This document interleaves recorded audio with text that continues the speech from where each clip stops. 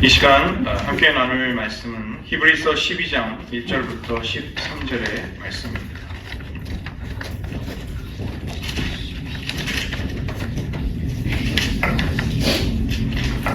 신약성서 366쪽입니다. 히브리서 12장 1절부터 13절의 말씀입니다.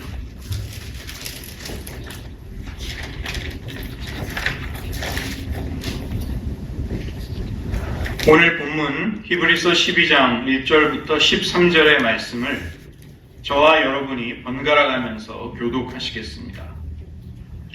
이러므로 우리에게 구름같이 둘러싼 허다한 증인들이 있으니 모든 무거운 것과 얽매이기 쉬운 죄를 벗어버리고 인내로써 우리 앞에 당한 경주를 하며 믿음의 이름으로 온전히 하시는 예수를 바라보자. 그는 그 앞에 있는 즐거움을 내어 십자가를 참으사 부끄러움을 깨지 아니하시는 하나님의 보혈이시니라.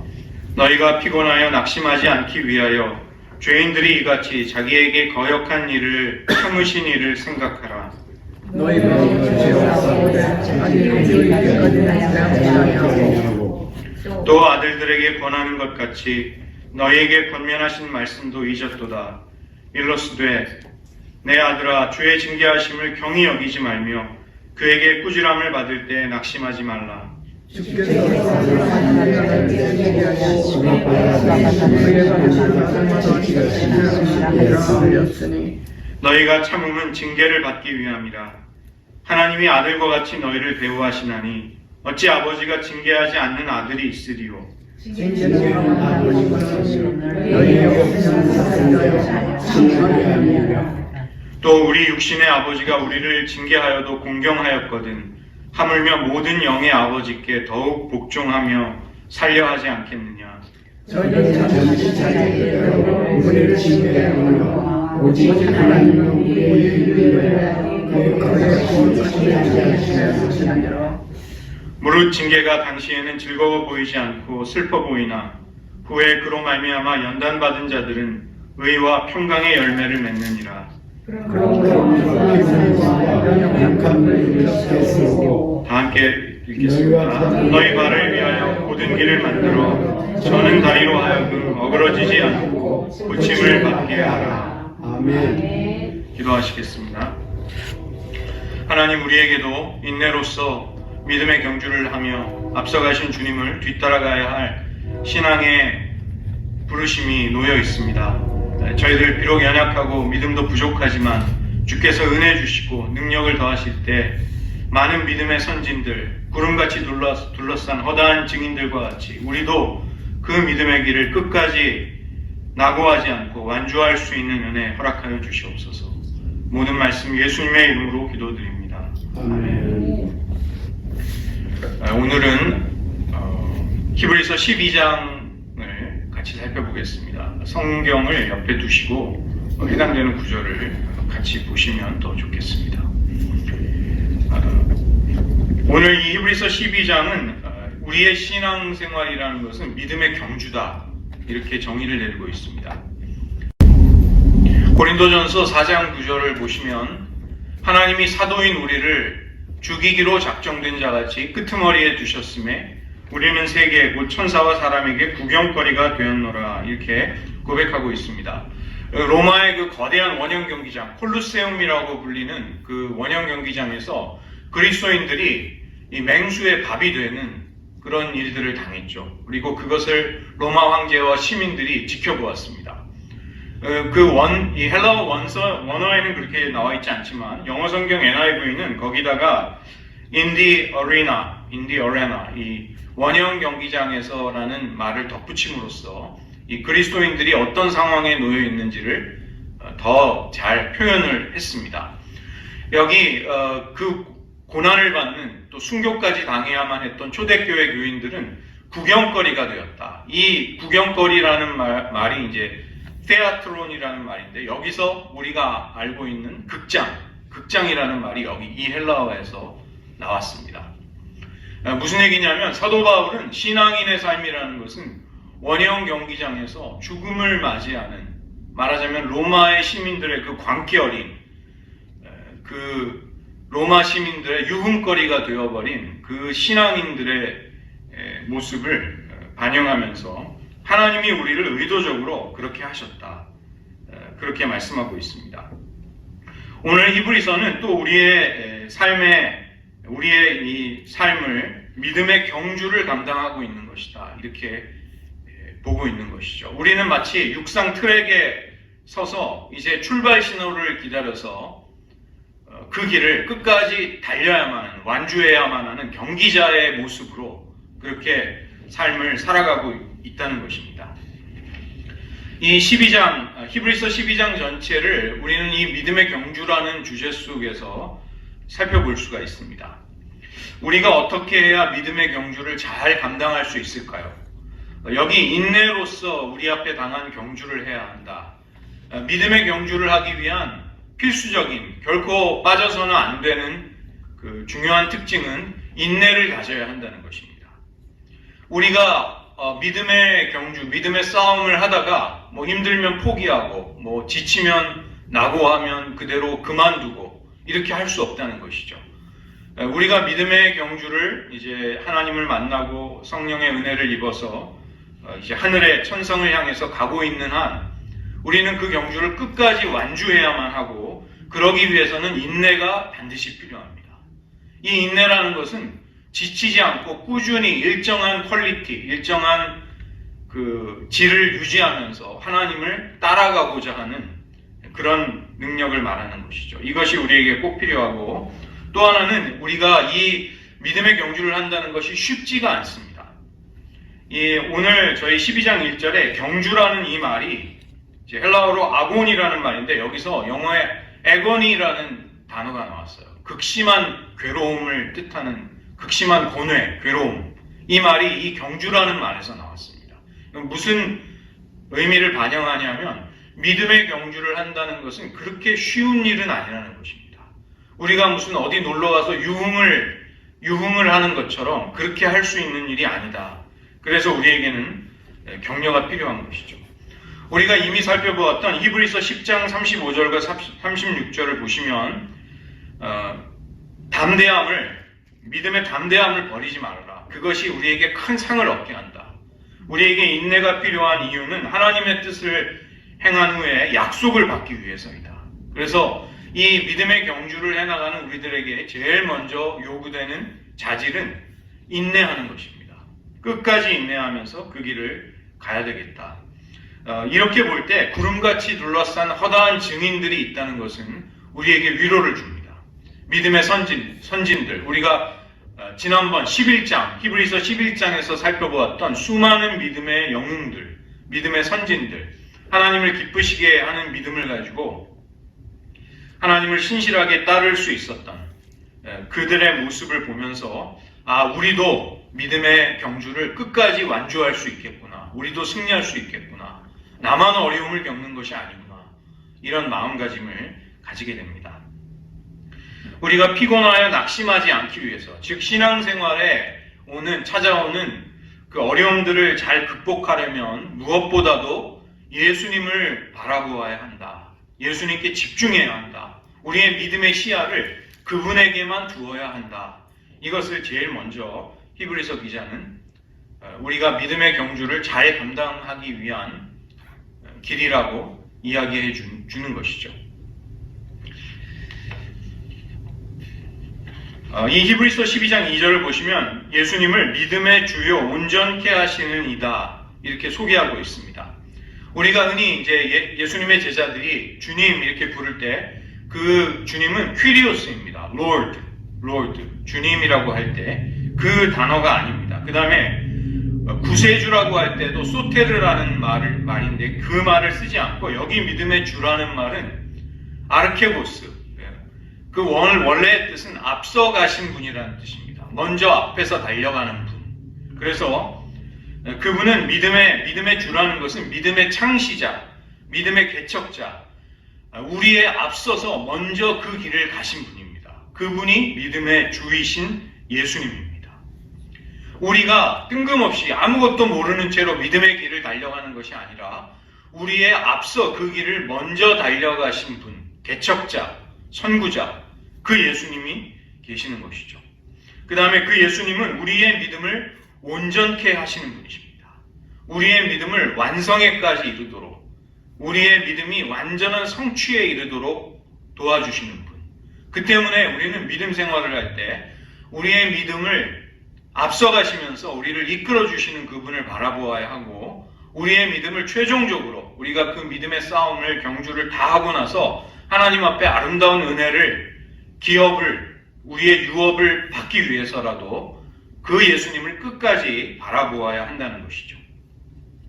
예수님 자신이 앞서서 그 목표에, 하나님의 뜻에, 자신을 향한 사명에 도달하셨을 뿐만이 아니라 그 믿음의 발걸음을 우리에 앞서가시면서 우리를 이끌어 가시고 결국은 우리들 모두를 온전함에 도달하도록 도와주신다는 것이죠.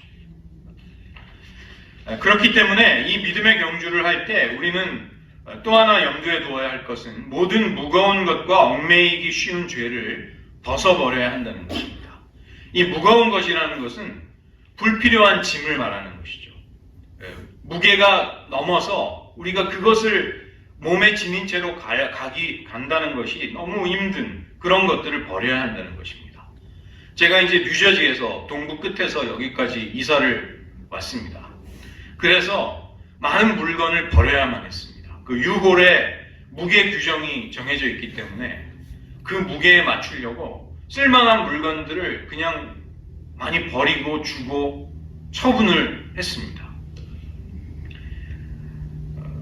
고대 올림피아드, 이 고대 올림픽 경기에서 경주자들은 발가벗고 뛰었습니다. 이 몸에 무거운 것이 하나도 남지 않기, 몸에 그것을 두지 않기 위해서. 그래서 여자들은 올림피아드를 관람할 수가 없었어요. 여자들이 경기를 보는 것을 금지시켰습니다. 우리가 믿음의 경주를 달려나갈 때 자꾸만 우리의 발걸음을 축 처지게 하고 힘들게 하는 것들이 무엇이 있을까요? 영적인 삶에 대한 무관심, 그 다음에 경건의 훈련이 너무 부족하다든가, 혹은 초조함과 조급함을 가지고 신앙생활을 하려고 한다든가, 또 신앙과 인생에 대해서 너무 짧은 어떤 단편적인 생각만을 가지고서 삶이 복잡하거나 어려워지거나 힘들어질 때 당혹스러워하는 것, 이런 것들이 우리의 믿음의 발걸음을 힘들게 합니다. 또 하나 우리가 벗어버려야 할 것은 얽매이기 쉬운 죄인데, 이 히브리서 전체를 보면 히브리서 기자는 이 얽매이기 쉬운 죄가 물론 여러 가지가 있겠지만 히브리서 전체의 맥락 속에서 볼 때 그것은 불신입니다. 하나님의 신실하심과 언약을 믿지 못하는 그 불신, 믿지 못함이 언제나 우리에게도 결정적인 중요한 문제가 되는 것이죠. 우리는 이러한 것들을 벗어버리고서 그때 비로소 믿음의 경주를 잘 할 수가 있게 됩니다. 그 다음에 믿음의 경주를 하면서 신앙생활을 해나갈 때 우리는 하나님 아버지의 징계를 순전히 잘 받아들일 수 있어야만 합니다. 이 징계라는 말이 연상하는 그것이 마치 우리가 죄를 짓거나 잘못을 할 때 하나님은 야단치시는 분이다, 우리는 그렇게 연상하기가 쉬운데 그런 뜻이 아닙니다. 이 징계라는 말은 파이디온, 어린 자녀, 소년, 이 말로부터 나왔습니다. 파이데이아. 그래서 이 징계라는 말은 자녀다운 자녀를 만드는 것입니다. 이것이 하나님의 징계입니다. 하나님의 징계는 우리를 막 야단치고 벌주고 우리의 잘못한 것을 이렇게 하나님이 막 추궁하는 그런 징계를 말하는 것이 아니라 파이데이아, 우리를 그분의 자녀다운 형상으로 만들어 가시는 것, 그것이 하나님의 징계라고 할 수 있습니다. 우리는 믿음의 여정 중에 바로 이런 하나님의 파이데이아, 우리를 진정한 자녀로 만드시는 하나님의 손길을 경험하는 것이죠. 그것이 고난을 우리에게 가져다 주시는 그분의 행동 속에 있는 의도라는 것입니다. 우리의 삶에 고난을 잘 인내하고 잘 받아들여야 할 이유가 있는 것은 하나님이 그런 고난들을 우리를 교육하고 우리를 훈육하는 데 그 고난들을 쓰시기 때문입니다. 그래서 이 징계가 있다는 것 자체, 하나님이 우리를 징계하신다는 것 자체가 바로 하나님이 우리를 사랑하신다는 확실한 증거가 됩니다. 왜냐하면 사생아에게는 파이데이아를 하지 않습니다. 이 파이데이아를 한다는 것은 많은 관심과 사랑을 기울여서 내 시간을 쏟고 내가 가진 모든 여러 가지 역량들을 베풀어 주어야만 그 사람을 사람답게, 자녀를 자녀답게 만들 수가 있는 것이죠. 그래서 사생자에게는 이 파이데이아를 하지 않습니다. 하나님이 우리를 징계, 즉 파이데이아, 자녀를 자녀답게 하는 하나님의 손길을 우리에게 베푸신다는 것은 우리가 그분의 진정한 자녀라는 증거가 되는 것이죠. 또한 하나님의 징계는 우리의 유익을 위한 것입니다. 그 궁극적인 유익은 우리를 하나님의 거룩함에 참여하도록 만들어 주시는 것입니다. 우리에게 육신의 아버지가 계십니다. 육신의 아버지는 인간적인 한계와 연약함을 가지고 있지만 자녀를 위한 최선의 유익을 추구합니다. 우리는 그런 아버지의, 부모의 권위를 인정하고 그 징계에 우리는 순복하려고 하죠. 그렇다면 완전하신 모든 영의 아버지, 하늘 아버지의 징계하시는 손길을 우리는 거절한다거나 대항한다거나 거부하는 것이 아니라 그 하나님의 징계하시는 손길을 우리는 순수하게 부드럽게 잘 받아들여야 한다는 것이죠. 여자들이 싫어하는 이야기가 군대 얘기, 또 축구 얘기, 그리고 군대에서 축구한 이야기, 그런 농담이 있습니다. 여러분이 다 아시는 손흥민 선수가 지금 한국에서 아마도 지금 프로페셔널 운동선수로는 가장 성공하고 가장 탁월하게 활약을 펼치는 운동선수 중에 하나일 것입니다. 이 손흥민 선수를 키워낸 것은 그의 아버지 손흥정 감독이라는 그 아버님입니다. 이 손흥민 선수의 아버지는 자기 자신이 선수로서 성공하지는 못했어요. 부상을 당했기 때문에 일찍 은퇴를 하고 그는 아들을 철저하게 훈련시키기 시작했습니다. 원래 이 손흥민 선수의 주로 사용하는 발이 오른쪽 발인데 어려서부터 양쪽 발을 다 잘 쓸 수 있도록 약발인 왼발을 훈련시키는 그 루틴을 짠 것도 바로 아버지였습니다. 그래서 이 손흥민 선수는 지금도 양말을 신을 때도 발을 내디딜 때도 계단을 밟을 때도 항상 왼발부터 먼저 한다고 합니다. 일어날 때 침대에서 내려올 때도 왼발을 먼저 내린다고 합니다.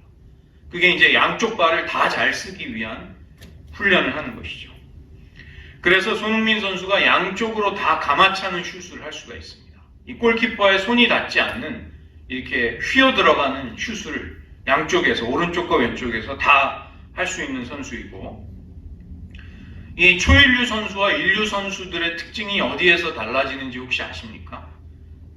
이 축구 선수들의 수준이 어디서 보이냐면 first touch, 그러니까 자신에게 공이 왔을 때 그 공을 딱 제어해가지고 첫 번째 딱 어느 위치에 떨어뜨리느냐, 이것이 인류느냐 초인류냐 그것을 결정하는 그 테크닉이라고 합니다. 그래서 이제 이런 뛰어난 선수들의 경기를 보면 불필요한 동작이 거의 없습니다. 정말 가장 알맞은 힘의 세기를 조절해서 공을 다루는 능력이 있는 것이죠. 그래서 이런 능력을 손흥민은 본인이 이제 고백하기를 나의 축구는 아버지의 작품입니다. 아버지가 다 만드신 것입니다. 아버지가 어려서부터 자기를 훈련시키고 이제 이 손흥민 선수가 독일의 함부르크에 가서 유소년 축구단에서 훈련을 할 때도 아버지가 따라갔습니다. 따라가서 거기서 하수업을 하면서 그 아들을 전적으로 뒷받침했고, 나중에 이제 이 손흥정 감독의 능력이 인정을 받아서 프로 구단에서 이분을 훈련 코치로 거액을 주고 이제 초빙을 하려고 했는데 다 거절했습니다. 자기 아들을 지도하기 위해서. 그래서 이런 뛰어난 선수를 키워낸 것은 결국 그의 아버지였다. 정말 위대한 아버지가 위대한 선수를 만든 것이죠. 지금 아시아 사람으로서, 아시아인으로서 프리미어 리그에서 주장을 하는 선수는 손흥민 선수가 최초입니다. 그래서 이 운동만 잘하는 것이 아니라 그 인성적인 면, 리더십이라든가 남을 배려하고 잘 이끌어주는 그런 배려심, 모든 것이 정말 뛰어난 잘 갖춘 선수가 될 수 있었던 것입니다. 우리가 하나님의 징계를 잘못 받아들이는 두 가지의 태도가 있습니다. 그것은 하나는 무시하는 것입니다. 그 하나님의 징계가 하나님의 연단의 손길이 우리에게 올 때 그것을 경히 가볍게 여기고 진지하게 받아들이지 않는 태도. 이것은 하나님의 연단을, 하나님의 징계를 무시하는 태도이고 잘못된 것이죠. 또 하나는 하나님이 우리를 징계하시는 그분의 손길을 펼치실 때 낙심하는 것입니다. 내가 하나님과 어떻게 싸워서 이기느냐. 그러니까 굴욕적으로 굉장히 비참한 마음을 가지고 억지로 그것을 받아들이는 사람들이 보통 낙심을 합니다.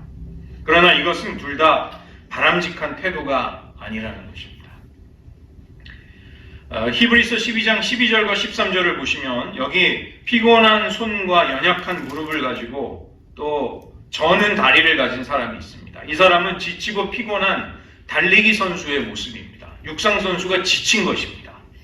그러나 그렇다 할지라도 이 하나님 아버지의 징계를 우리가 온유한 마음으로 잘 받아들이게 되면 그 징계를 받는 당시에는 연단과 하나님의 훈련이 있을 때는 괴롭고 힘들지만 마침내는 의와 평강의 열매를 맺게 되고 그 침체와 연약함에서 벗어나서 그 연약함을 고침받게 되는 것이죠.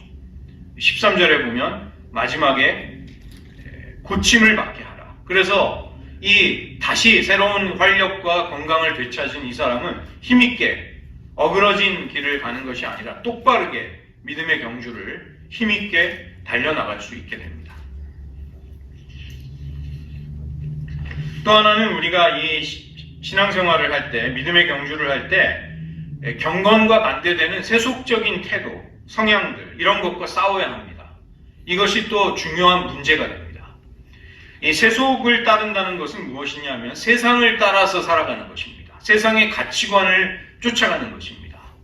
복음적인 생각과 하나님 나라의 가치관을 품고 살아가는 것이 아니라 세상이 좋아하고 세상이 높게 평가하고 세상이 선호하는 것들을 막 이렇게 쫓아가려고 하는 것. 이러한 것을 세속성이라고 합니다. 세상을 사랑하고 세상을 따라서 살게 되면 우리는 주님을 부인한다든지 주님의 가르침을 경시하면서 그렇게 살아가게 됩니다.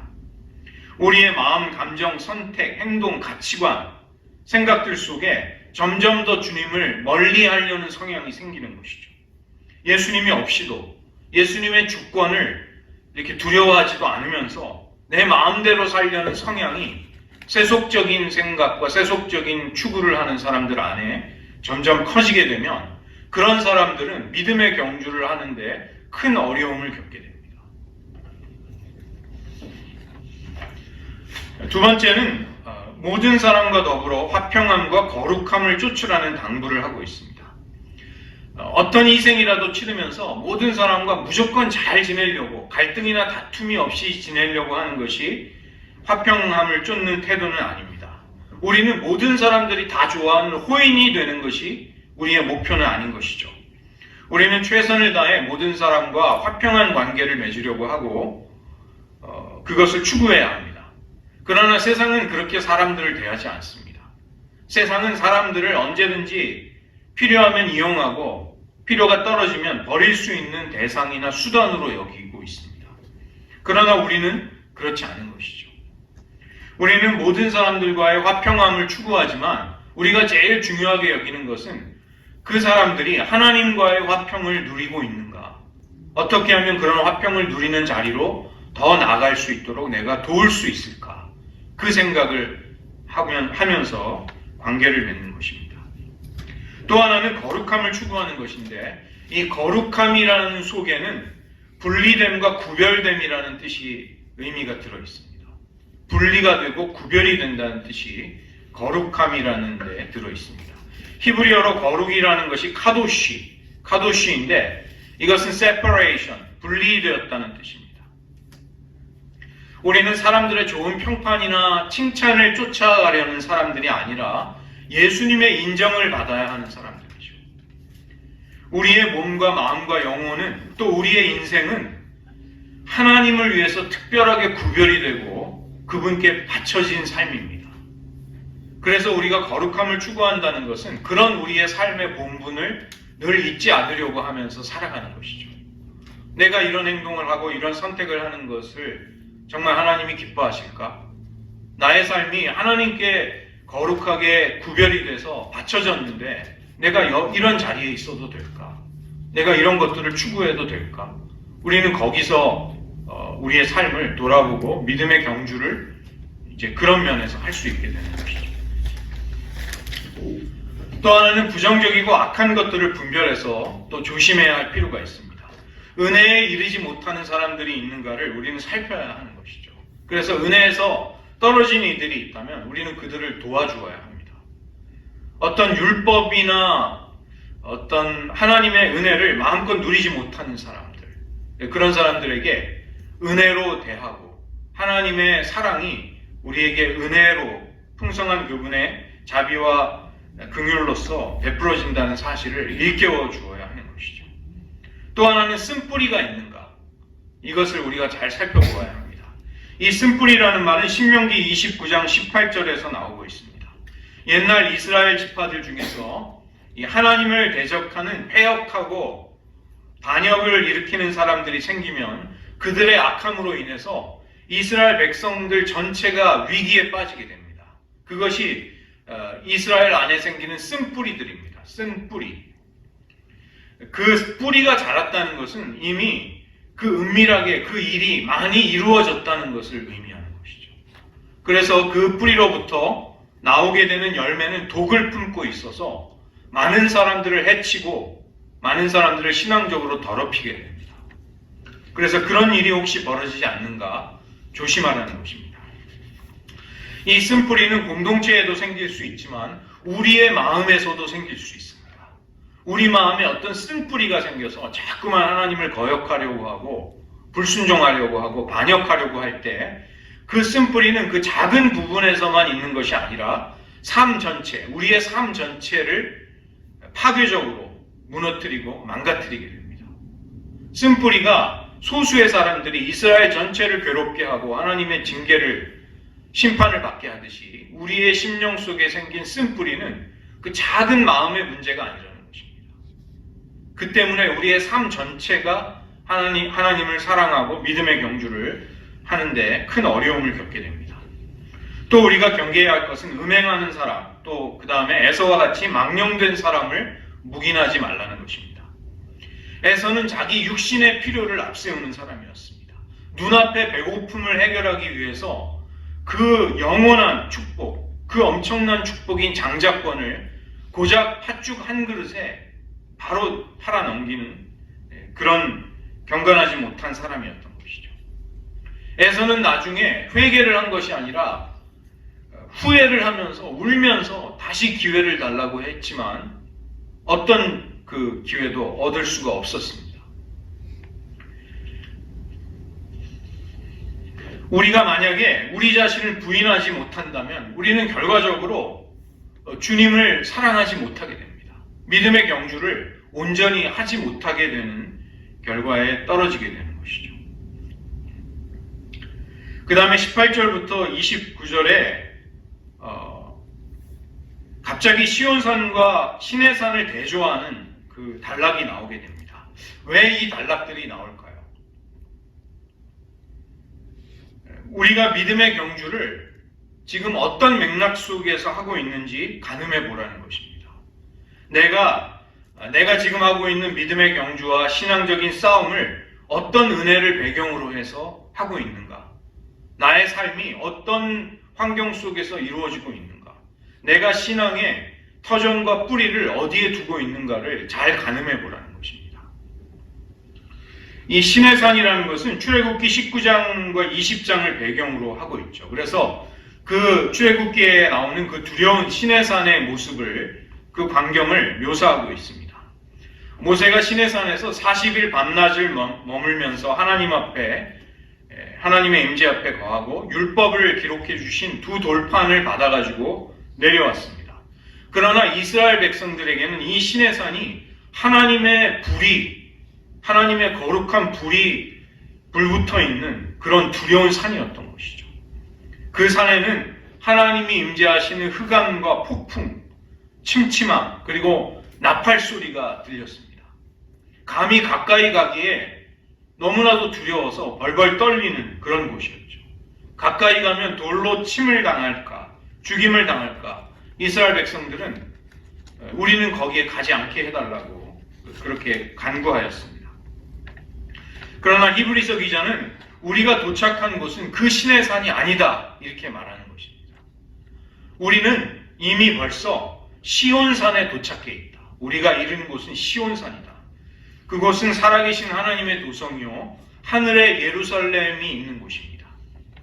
22절과 24절을 보시면 천만 천사와 하늘에 기록된 장자들의 모임, 교회, 또 만민의 심판자이신 하나님, 온전하게 된 의인들의 영들, 또 무엇보다도 새 언약의 중보자이신 예수님이 계신 곳에 우리는 이미 당도했다. 너희들은 이미 도착해 있다. 너희들은 신의 산이 아니라, 그 두려운 하나님의 임재 앞에 감히 나아갈 수 없는 신의 산이 아니라 너희들은 시온산에서 지금 신앙생활을 하고 있는 것이다.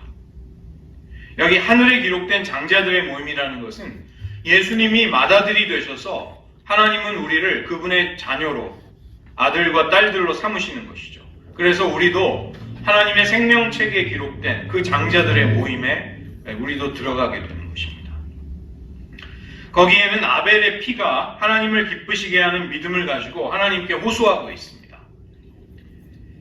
정의와 공의를 이루어달라는 아벨의 피의 호소가 있는데, 예수님의 피가 이 아벨의 피보다 더 낫게 말하는 피가 되는 것이죠. 아벨의 피에는 결정적으로 속죄하는 능력이 없습니다. 그러나 예수님의 피, 예수님의 보혈은 아벨의 피가 부르짖고 있는 복수와 정의를 넘어서서 화해와 용서, 하나님과의 관계의 회복, 이웃과의 사랑의 관계가 회복이 되는 것을 선포하는 피입니다. 그리고 무엇보다도 예수님의 피는 우리의 죄를 속죄할 수 있는 거룩한 능력을 가지고 있는 보배로운 피인 것입니다. 우리가 이 신명기 모세오경을 보면은 너희가 이 율법이 요구하는 바를 다 지켜 행하라. 그리하면 너희가 살리라. 이런 구절이 나옵니다. 그런데 예수님을 제외하고 인간 중에 아무도 율법의 거룩한 요구를 만족시킬 수 있는 사람이 없습니다. 그 말은 신의 산에서 하나님의 거룩한 심판의 불을 아무도 피할 수 없다는 것입니다. 엄청난 두려움 속에 감히 하나님의 임재 앞에 어느 누구도 나아갈 수 없게 되는 것이죠. 그러나 우리는 이제 예수님의 피를 힘입어서 지성소로 하나님의 임재 앞으로, 은혜의 보좌 앞으로 나아갈 수 있게 되었습니다. 그분을 마음껏 사랑하고 섬길 수 있게 된 것입니다. 그것이 우리가 지금 믿음의 경주를 하고 있는 신앙적인 환경과 배경이 되는 것입니다. 과거에 이 땅에서 경고하신 여호와 하나님의 옛 언약, 그리고 율법의 경고를 만약에 거역하더라도 심판을 받았다면 이제 우리는 하늘로부터 들려오는 경고하시는 그 음성을 듣고 있는 것이죠. 그래서 오늘 25절의 말씀을 보시면 너희는 삼가 말씀하신 일을 거역하지 말라, 이렇게 당부하십니다. 제가 이제 주중에 교회에 있을 때는 잘 느끼지 못하는데, 이 사택에 저희 집에 들어가 있으면 켄트에 기차가 지나갈 때 그 테이블하고 침대가 이렇게 진동하는 게 느껴집니다. 덜덜덜덜 움직이는 게 느껴집니다. 이 신의 산은 어떤 곳이었냐면 하나님이 그 땅을 진동시키는 장소였습니다. 진동한다는 것은 오늘 히브리서 기자에 의하면 영원하지 않다는 것입니다. 변동될 수밖에 없는 것들, 그런 것들이 진동하고 흔들리는 것이죠. 그러나 이제 하나님은 또 한 번 땅만이 아니라 하늘도 진동시키겠다고, 하늘도 흔드시겠다고 말씀하십니다. 왜 그렇게 하실까요? 진동하고 있는 것들, 지금 이 땅에 있는 것들, 영원하지 않은 것들을 진동시켜서 영원한 것들로, 흔들리지 않는 것들로, 움직이지 않는 것들로 만들기 위해서, 변화시키기 위해서 그렇게 하시겠다는 것입니다. 28절 말씀을 보시면 우리는 흔들리지 않는 나라, 진동하지 않는 나라를 상속받은 사람들이다. 이렇게 말씀하고 있습니다. Unshakable kingdom, unshakable kingdom. 우리가 하나님께 받은 것이 바로 흔들리지 않는 나라라는 것이죠. 요동하지 않는 나라, 진동할 수 없는 나라. 우리는 그 영원한 하나님의 나라에 들어가게 된 것입니다.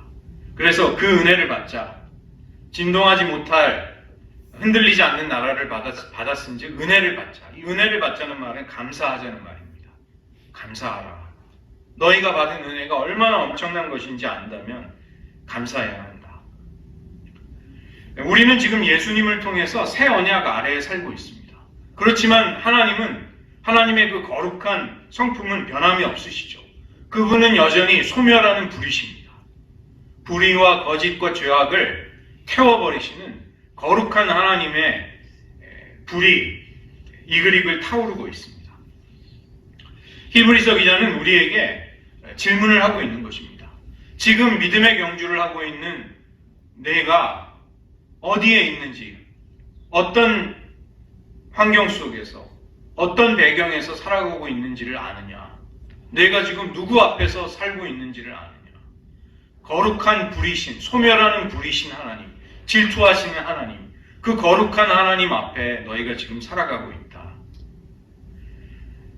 그 때문에 우리는 이런 히브리서 기자가 당부하고 있는 오늘 이런 말씀들을 주의 깊게 마음에 간직할 때 우리는 인내로서 끝까지 믿음의 경주를 잘 감당할 수 있다는 것입니다.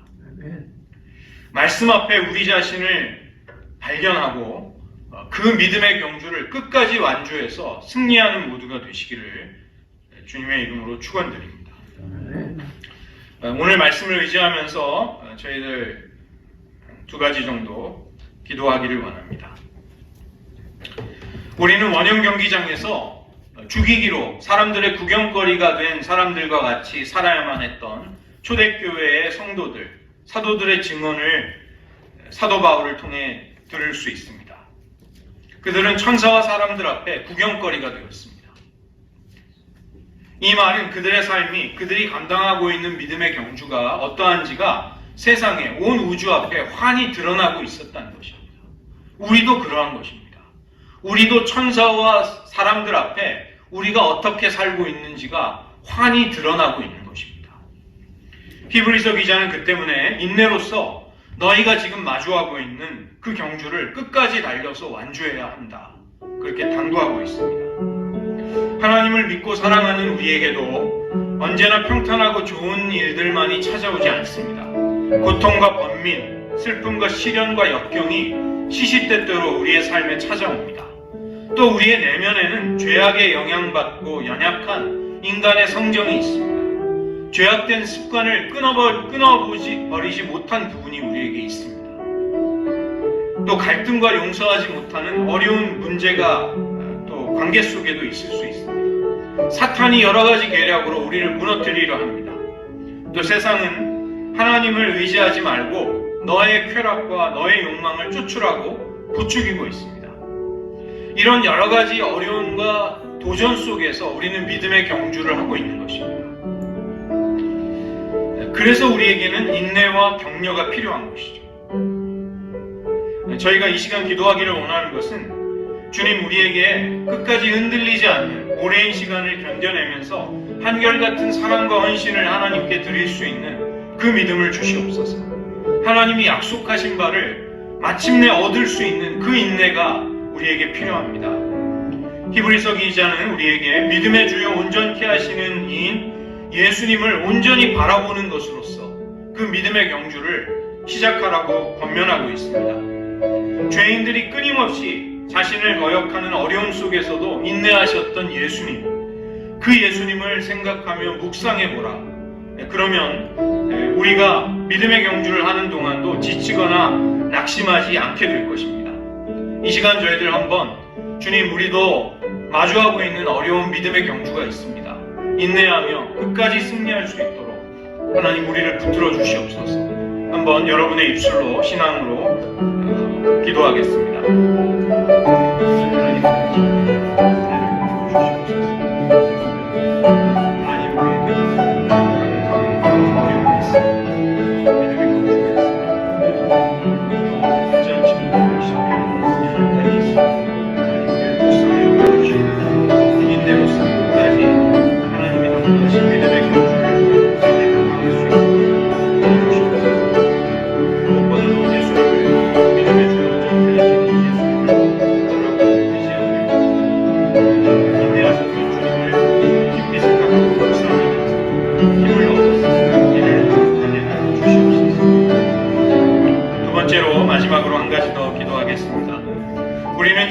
하나님 아버지의 징계, 파이데이아, 우리를 자녀답게 만드시는 그분의 손길을 경험하고 있습니다. 우리를 그분의 자녀다운 형상으로 변화시키기 위해서 하나님은 훈련과 교육을 우리에게 고난을 통해서 가져오고 계신다는 것입니다. 주님의 징계와 연단을 우리는 무시하지도 말아야 하겠고 그 징계 때문에 낙심하지도 말아야 할 것입니다. 오직 우리의 유익을 위해서 하나님의 거룩하심에 우리가 참여할 수 있도록 우리를 붙들고 우리를 다듬어 가시는 하나님의 손길을 우리는 신뢰하면서 그분 앞에 우리 자신을 맡겨야만 하겠습니다. 여러분 개인에게, 여러분의 가정 속에, 또 우리의 교회가 맞이하고 있는 징계, 파이데이아, 하나님의 훈련과 연단의 손길이 무엇일까요? 하나님 그 가운데서 그 하나님의 징계의 손길을 겸손하게, 온유하게 잘 받아들여서 승리하게 하소서. 다시 한번 기도하시겠습니다.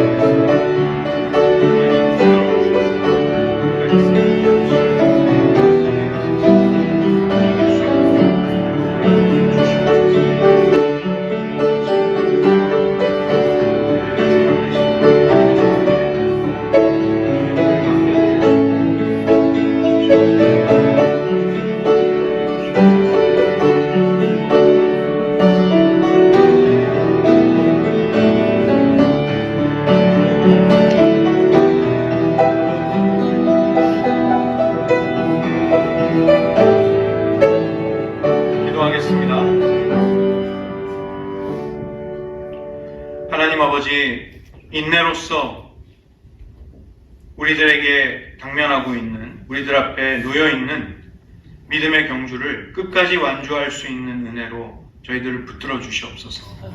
우리가 지치거나 낙심하지 않도록 끊임없이 우리의 믿음의 주요 온전케 하시는 이인 예수님만을 바라볼 수 있게 하시고, 죄인들이 평생토록 끊임없이 거역했던 그 어려움을 마주하시면서도 인내하시고 사랑으로 죄인들을 품어주셨던 예수님의 성품과 사랑을 우리가 생각하고 묵상함으로써 우리들에게도 고난과 어려움 속에 그것을 능히 이길 수 있는 믿음을 허락해 주시옵소서. 하나님의 연단의 손길, 자녀를 자녀답게 만드는 그 파이데이아의 손길이 고난을 통해, 어려움을 통해서 우리에게 올 때 우리는 그것을 저항하거나 거절하거나 무시하거나 낙심하는 자가 아니라 그 하나님의 사랑의 손길에 우리 자신을 온전히 맡겨드림으로써 우리를 진정으로 온전히 다듬어 하나님의 자녀로 만들어 가시는 놀라운 역사 속에 우리 자신을 맡겨드리고 그 하나님을 신뢰할 수 있는 주의 백성 되게 하여 주시옵소서. 모든 말씀 예수님의 이름으로 기도드립니다. 아멘.